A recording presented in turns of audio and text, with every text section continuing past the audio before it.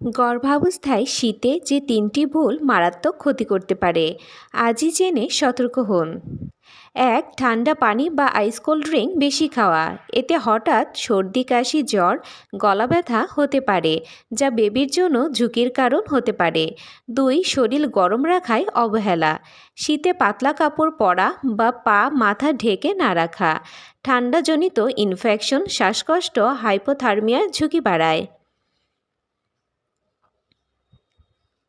৩. পানি কম পান করা। শীতে তৃষ্ণা কম লাগে বলে অনেকেই পানি কম খান।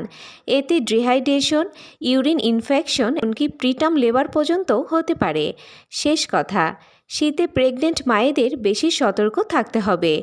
শরীর গরম রাখুন, পর্যাপ্ত পানি পান করুন এবং কোনো অস্বাভাবিকতা মনে হলে ডাক্তারের পরামর্শ নিন। আজকের মতো এই পর্যন্তই। আল্লাহ হাফেজ।